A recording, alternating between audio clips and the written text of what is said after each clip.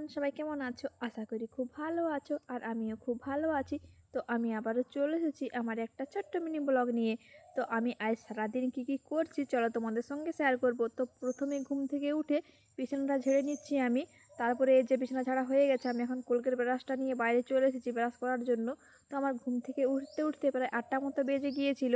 তো আমার ব্রাশ করা হয়ে গেছে, মুখ ধোয়া হয়ে গেছে। তো আমি এখন গরম জল করতে চলে এসেছি।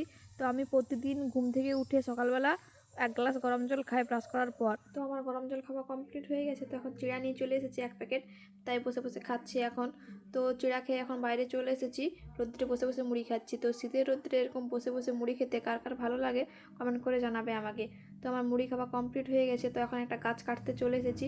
এই দেখো, দেখছো না তোমরা জবা গাছটা বড়টা, ও সাইডে একটা ছোট্ট জবা গাছ আছে। তো ওটার জন্য বাড়তে পারছিল না বড়াটার জন্য, তাই বড় গাছটা কেটে দিলাম, ছোটটা যাতে একটু বাড়ে। এখন আমি চলে এসেছি ভাইজিকে স্নান করিয়ে দেওয়ার জন্য। তো ও এখন আর বাথরুমে স্নান করে না, এই রোদ্রে স্নান করে, ঠান্ডা লাগে বলে কান্নাকাটি করে।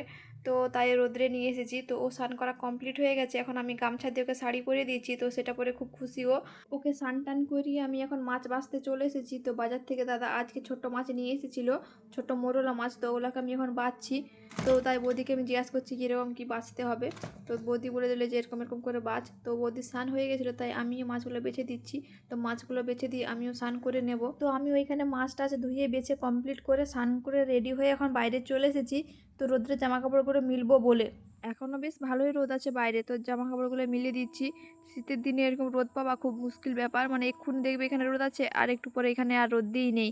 তো তাই একটু তাড়াতাড়ি স্নান করে নেওয়াই ভালো, না হলে জামা কাপড় শুকনো হতে চায় না। তো শীতের দিনে এরকম রোদ ঝলমলে দিন বেশ ভালো লাগে। তো আর কিছুদিন পর দেখবে কুয়াশায় ঢেকে গেছে চারিপাশ। বাইরে জামা কাপড়গুলো মিলে আমি এখন ঘরে চলে এসেছি। তো একটু রেডি হচ্ছি, একটু দোকানে যাওয়ার আছে। তো শীতের দিনে একটু মুখে ক্রিম না মাখলে মুখটা কীরকম টান টান লাগে, তাই একটু ক্রিম মেখে নিলাম। তো তারপরে চুলটা চিরুনি করে সিঁদুর পরে নিচ্ছি। তো সিঁদুর পরা আমার কমপ্লিট হয়ে গেছে। তো লাস্টে লিপ বামটা লাগিয়ে নিলাম। তো শীতের সময় যদি লিপ বাম না লাগানো হয় ঠোঁটটা কীরকম ফেটে ফেটে যায়, তাই লাগিয়ে নিলাম। তো এখন দোকানের জন্য বেরিয়ে পড়েছি। এই যে ব্যাগে করে নাইটি নিয়ে যাচ্ছি, আর ওই যে ও যাচ্ছে আমার সঙ্গে। আমি যেখানে যাবো ওকে তো যেতেই হবে। দোকানে নাইটিগুলো রেখে ওর জন্য কেক চকলেট কিনে নিয়ে বাড়ি যাচ্ছি। তো বাড়ি চলে এসেছি। তো এখন প্রায় 1:30টা মতো বাজে, তাই আমি খেতে বসে পড়েছি। খেয়ে উঠেই ভাবলাম যে মাথাটা একটু তেল নেব, অনেকদিন ধরে তেল নেওয়া নেই মাথায়, একটু ব্যথা ব্যথা করছিল। তো আমার মাথায় তেল না নিলে ব্যথা করে, মানে একটু ব্যথা ব্যথা শুরু হয়েছে, ভালো লাগে না। তো তাই তেল নিয়ে নিচ্ছি। তো তোমাদের কার কার সঙ্গে এরকম হয় আমাকে কমেন্ট করে জানাবে। তো মাথায় তেল না নিলে মাথা ব্যথা করে, আমার তো করে, মাথা ব্যথা শুরু হয়ে যায়। তো তাই মাথাটা একটু তেল নিয়ে মালিশ করে নিলাম।